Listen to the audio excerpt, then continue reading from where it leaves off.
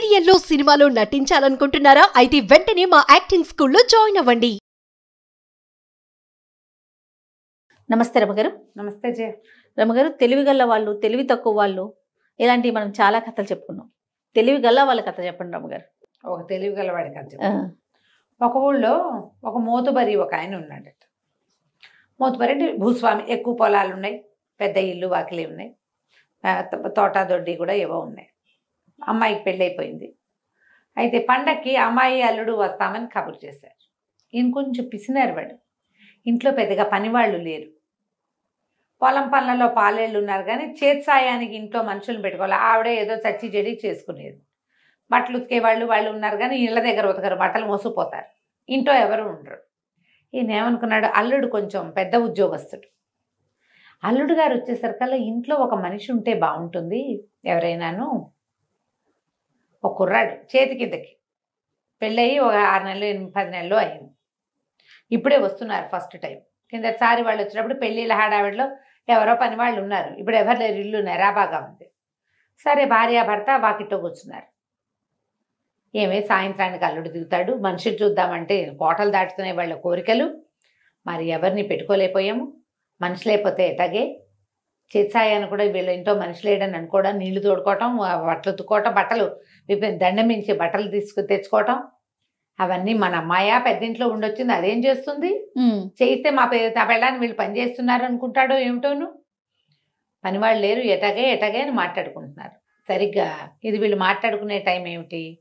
ఉదయం 12:30 1 గంట వేళ.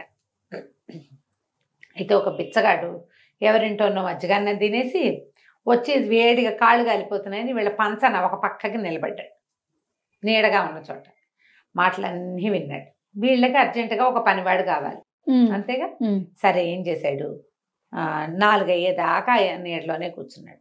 4:35 అయ్యేసరికల్లా దూరంగా గుర్ర బండి కనపడుతుంది. వీడు ఏ లోపల కామంత్ గారు భార్య హైరాన్ పడుతున్నారు, అల్లుడు వచ్చేస్తున్నాడు. వీడు గబుక్కుని ఏం చేశాడు, వాళ్ళంతా వీధి సావిట్లో ఉండగా చటుకుని దొడ్డి వైపుకి వెళ్తే ఓ పక్కన నుయ్యి, బట్టలు కొని ఉతకడానికి పెట్టిన బట్టలు, ఆరేసిన బట్టలు ఏవో కనపడ్డాయి. అక్కడ ఉతకడానికి మేటేస్తారు కదా, ఆ మేటేసిన బట్టల్లోంచి చటుక్కున ఓ పాత లుంగి, ఓ పాత చొక్కా చేత్తో పుచ్చుకున్నాడు వాడు. అంతకుముందు వాడి దగ్గర చింకి బట్టలు ఉన్నాయి వాడి ఒంటి మీద. చకచకా ఏం చేశాడు, నువ్వు దగ్గర గభాలను మొహం గడిగేసుకుని ఆ చింకి గుడ్డలు విప్పి ఓ పక్కన పెట్టుకుని అమ్మ బట్టల మేటలోంచి విప్పిన బట్టలు ఉన్నాయిగా, అందులోంచి ఓ చొక్కా ఓ పంచా దొరకపుచ్చుకుని నడువు కట్టేసుకున్నాడు, చొక్కా వేసేసుకున్నాడు. వేసేసుకుని ఓ తువ్వాలు ఒకటి చిన్నది ఎర్ర తువ్వాళ్ళు ఉంటాయి, చేతులు తుడుచుకునే తువ్వాళ్ళు. ఇప్పుడు మనం అంటే 6, 4 లెక్క ఉంటాయి. ఊళ్ళల్లో అలా ఉండేవి కాదు, చిన్న చిన్న బట్టలు. అందరూ వచ్చిన వాళ్ళందరికీ చేతులకు తువ్వాళ్లే ఇచ్చేవాళ్ళు. గావంచాలు నడువు కట్టుకునేవి. ఓ ఇంతది చేపాటి అంత ఉన్న దాన్ని తీసుకుని తలకు చుట్టుకుని చటుక్కుని వెళ్ళి వాకిట్లో నుంచున్నాడు. గోడ వారకి నిలబడ్డాడు. ఇంతలో బండి వచ్చింది, ఆగింది. బండి ఆగగానే గోడవారి నుంచి బండి దగ్గరికి వెళ్ళాడు. అల్లుడు గారు బండిలో నుంచి దిగుతూ ఓహో మావగారిని పని బండి పెట్టాడే మావగారు అనుకున్నాడు. ఇదిగోనో అని పెట్టే అందించాడు, పెట్టపుచ్చుకున్నాడు. ఇక అల్లుడు బండి దిగబోతూ ఉంటేనే ముందు పెట్ట అందించాడుగా. అల్లుడు దిగుతుండగానే మోతుబరి గారు భార్య ఇద్దరు బండి దగ్గరకు వచ్చారు. ఓహో అల్లుడు మనిషిని తెచ్చుకున్నాడు, చక్కగా ఆవిడ పెట్టబోసేస్తున్నాడని సంతోషించారు. అల్లుడు కూతురు ఇద్దరి దగ్గర, మనవాడేమో ముష్టివాడు ఆ పెట్టెలు పుచ్చుకుని లోపల తీసుకుపోయాడు. అక్కడి నుంచి అటు ఇటు తిరగటం మొదలుపెట్టాడు ఇంట్లో. వీళ్ళు విప్పేసిన బట్టల్లో నుంచి బట్టలు ఎవరైనా వేసుకొస్తారని ఏం ఊహించారు. అంతకు 2-3 రోజుల ముందే వాళ్ళ ఇంటికి ఎవరో చుట్టాలు వచ్చారు. వచ్చిన వాళ్ళందరికీ తలా ఒక పంచా తలా ఒక చొక్కా ఇచ్చారు 2 రోజులు వాడుకోవడానికి. ఆ బట్టలన్నీ అక్కడ బయటపడ్డాయి. ఆయన వేసుకునే బట్టలు కాదు, ఏదో ఎక్స్ట్రా బట్టలు, గుర్తు బట్టల. అక్కడి నుంచి వాదొడ్లోకి వెళ్ళిపోయాడు, నీళ్లు తోడేశాడు, నీళ్ళ కాగు అంటించాడు. కనపడుతున్నాయి వస్తువులన్నీ. ఇప్పుడు మన ఇళ్లలో వెతుకులాట. అవును, ఏమి ఎక్కడ పెట్టారు, ఈ డ్రైవర్ ఆ డ్రైవర్ లాక్కుంటాం మనం కదా. పైగా బాటిల్స్ అన్నీ ఒకేలా ఉండి ఏ డబ్బాలో ఏముందో తెలీదు. పాతకాలపు ఇళ్లలో అలా ఉండేది కాదు. వెనకాల నుయ్యి, నూతికి ఒక చట్ట, ఓ పక్కన నీళ్ళ కాగు, బకెట్లు అవి కనపడేవి అన్నీ క్లియర్గా. కింద మంటకి ఇంకో పక్కన ఎక్కడో గడ్డిబాము కనపడుతోంది, అన్ని క్లియర్గా ఉండేవి. మోతుబరి గారితో విశాలంగా ఉంది. అంతకుముందు ఓ ట్రిప్ వెళ్ళాడు కదా, వీడికి తెలుసు. చటుకున అమ్మగారు నిప్పెట్టివ్వండి అని పొయ్యి వెలిగించాడు గబగబా. మరి వీళ్ళు కాళ్ళు చేతులు కడుక్కునేసరికి పొయ్యి వెలిగించాడు. సాయంకాలం స్నానానికి నీళ్ళు పెట్టాడు, నీళ్లు తోడాడు. అల్లుడు గారు స్నానం చేశారు. ఆ పని ఈ పనికి ఆయన పిలిచినా పలుకుతున్నాడు, వీళ్ళు పిలిచినా పలుకుతున్నారు. అల్లుడు గారితో వచ్చినటువంటి పనివాడు కాబట్టి ఆ మోతుబరి గారు కూడా ఎహాయ్ వహాయ్ అని వదిలించకుండా ముద్దుగా చూశారు. ఓకే. కొంచెం మర్యాదగా చూశారనమాట. మళ్ళీ అల్లుడు గారి పనివాడు కదా, అక్కడి నుంచి అల్లుడు గారు కూడా తన కోసమే మామగారు మా ఇంట్లో పనివాడు లేరని భార్య ఆల్రెడీ చెప్పింది. తను వస్తున్నారనే పనివాడిని పెట్టాడు కాబట్టి వాడిని కొంచెం గౌరవంగా చూశాడు. నువ్వు కూడా అన్నం తినబోయి, అన్నం ఇందులో అన్నం పెట్టేటో నీకు అలాంటివి కనుక్కున్నాడు. వీళ్ళ రాత్రి వీళ్ళ భోజనాలు అయ్యాక వీడు కూడా పంచలో చక్కగా ఆకేశారు. సరసోపేతంగా అల్లుడు వస్తాడని అరిసెలు గిరిసెలు ఉండారు, అవి 2 వడ్డిచ్చారు, తిన్నాడు. మర్నాడు ఉదయం కథ అంతా నడిచింది. అల్లుడు గారు ఎక్కడో మీటింగ్కి వచ్చి ఒక్క రోజుకి వీళ్ళ దగ్గరకు వచ్చాడు. ఓహో. అల్లుడు గారికి ఒళ్ళు పెట్టడానికి నూనె రాయడానికి చాకలిని పిలిపించారు.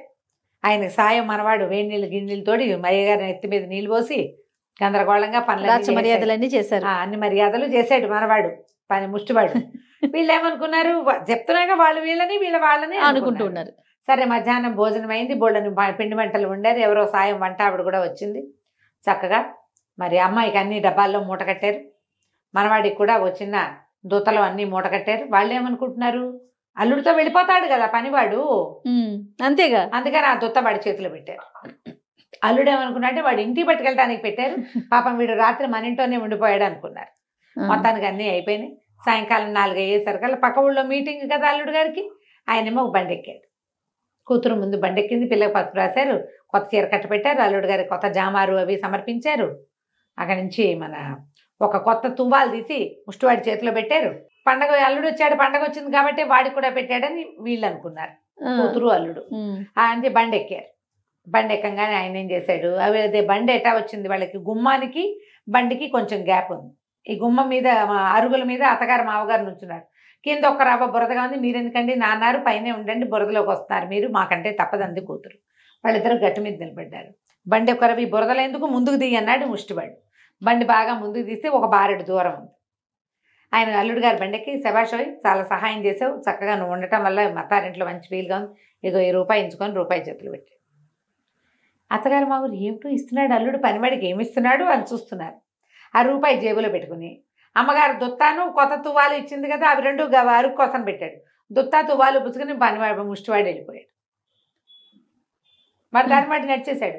బండి కదులుతుంటే, ఏమండి మీరు ₹1 ఇస్తున్నారు, మీరేమో మా అమ్మ వాళ్ళు మీతో పాటే వచ్చాడని వాళ్ళు భావిస్తున్నారండి, అందుకే మా అమ్మ అవన్నీ ఇచ్చిందంటే ఏమో అని వీళ్ళిద్దరు నవ్వుకుని వెళ్ళిపోయారు. అత్త కొడుకు కూతురు అల్లుడు. ఈ పైన నుంచున్నారు పెద్ద జంట, వాళ్ళిద్దరు నిర్ఘాంతపై చూస్తారు. ఇదేమిటి అల్లుడు గారు పనివాడికి ₹1 ఇస్తున్నాడు, వాళ్ళ పనివాడికి ఎందుకు ఇస్తున్నాడు అని. అల్లుడు గారు బండి ఓవైపు, ముష్టివాడి ఇంకోవైపు పోయాక వాళ్ళకి అర్థమైంది, ఓరిని వీడెక్కడి నుంచి వచ్చాడు, వాడు వీళ్ళవాడు కాదు వాళ్ళవాడు కాదు. ఆ పూటంతా వాళ్ళ ఇంట్లో ఉండి ముందు రోజు సాయంత్రము మర్నాడు పొద్దున షడ్రసోపేతంగా భోజనం చేసి ఓ తువ్వాలు ఒక స్వీట్ల దుత్తా కూడా పట్టుకుని ₹1 సంపాదించుకుని ముష్టివాడు తెలివిగా తన దారిని తను వెళ్ళిపోయాడు. స్వయం సేవకుడు అంతే కదా, తన పని తను చేసుకొచ్చేసాడు అనమాట. వెళ్ళిపోయాక వాళ్ళకి అర్థమైంది, ఆయన కేకేయటానికి కూడా వీళ్ళది. కిందంతా కొంచెం బురద ఉంది, ఆయనేమో గట్టు మీద ఉన్నాడు, ఆ గట్టు దిగి మెట్లు దిగి వచ్చే లోపల వీడు వెళ్ళిపోయాడు, సందు దాటేసాడు. తెలివి గల వాళ్ళ పని, ఎక్కడ ఇబ్బంది పడకుండా తను ఏం చేయాలనుకున్నాడో చేసేసుకోవటం. ఈ తెలివి గల వాళ్ళ మీద ఎప్పుడో చదివింది ఒక విషయం చెప్తా, చిన్న మ్యాటర్. రైతు బజార్లో అప్పట్లో బజార్ 5 పైసలకి కొత్తిమీర కట్టే మంది ఒక ఆవిడ. అబ్బే కాదండి 10 పైసలు కొత్తిమీర కట్ట అన్నాడు. అయిందా, ఈవిడ కొంచెం ఏం చేయాలో తెలియదు. పక్కన ఒక ఆయన 10 పైసలు ఇస్తున్నాడు బడికి. ఆవిడ ఏం చేస్తుంది, చొరవగా 10 పైసలు తీసుకుని ఆ 15 పైసలకు 2 కట్టలు ఇవ్వబోయి అని ఆ 15 వాడి చేతిలో పెట్టి 2 కట్టలు తీసుకుని ఇంకో కట్ట తనకో కట్ట తీసుకుంది. చూడండి ఎంత తెలివో కదా, 2 కట్టలు తీసుకున్నాం 15 పైసలకి ఇవ్వు. అదే తెలివి కదా, అదే ఇవి తెలివి గల వాళ్ళ లక్షణాలు. ఎక్కడికైనా వెళ్తే మన పని మనం ముగించుకోవాలి, తెలివిగా ముగించుకున్న దగ్గర అక్కడ కూడా వాళ్ళ కోసం వీళ్ళ కోసం వెయిట్ చేయకూడదు. మనది మనం తినేసి వచ్చేసేయాలి ఫస్ట్. ఊళ్ళలో చెప్తారు వేడన్నానికి ముందు వేడి నీళ్ళకి వెనకాల అని. ఓహో, సో పంక్తి భోజనాలు ముందు వెళ్ళిపోవాలి. ఇప్పుడు పంక్తి ఎక్కడ ఉంది కదా, అదే కదా, పంక్తులు లేవు కదా. మామూలు పంక్తులు లేకపోయినా ఈ బఫే సిస్టమ్ లో కూడా చివరికి ఏం మిగలవు. ఐస్ క్రీమ్ అయిపోయింది, కిల్లీలు అయిపోయినాయి అంటారు. అందుకని ముందేళ్ళు తినేస్తూ ఉండాలి తెలివిగా. మనం చూసుకోవాలి మనం ఇంటికి. నమస్తే రమ్మ గారు. నమస్తే.